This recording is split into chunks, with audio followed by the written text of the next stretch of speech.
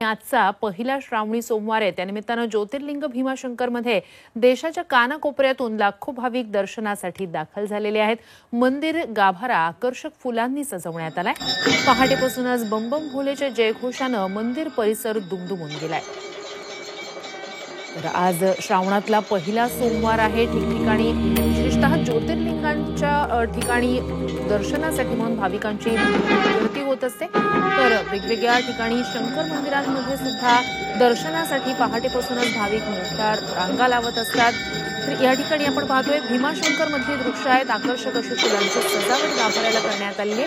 थेट जाऊया भीमाशंकरला आणि दर्शन घेऊया। ज्योतिर्लिंगाचा आढावा घेतलेला आहे आमचे प्रतिनिधी हेमंत चापोळे।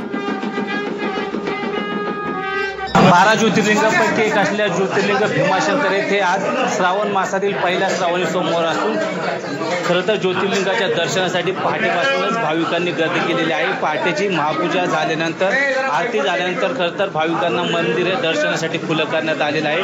खरं तर आजपासून श्रावण मासाला सुरुवात झालेली आहे आणि श्रावण मासातील पहिलाच दिवस आज सोमवारने सुरुवात झालेली आहे आणि महिनाभर चालणाऱ्या या श्रावण मासातील यात्रा उत्सवानिमित्त देशाच्या कानाकोपऱ्यातून लाखो भाविक भक्त ज्योतिर्लिंग भीमाशंकरच्या दर्शनासाठी येत असतात।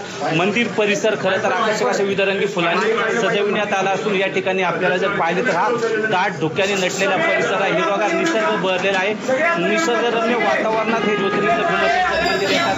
विजोताच्या प्रेक्षकांसाठी खास करून तुम्हाला मी हा मंदिर गाभाऱ्यातील दृश्य दाखवत आहोत। आपण या ठिकाणी पाहू शकता पहाटेपासून दर्शनासाठी भाविकांनी गर्दी केलेली स्थिती सध्या मंदिर परिसरात पाहायला मिळत असून मोठ्या संख्येने भाविक भक्त खरं तर या ठिकाणी दर्शनासाठी येत आहेत। बम बम भोलेच्या जयघोषाने मंदिर परिसर दुमदुमून गेला आहे।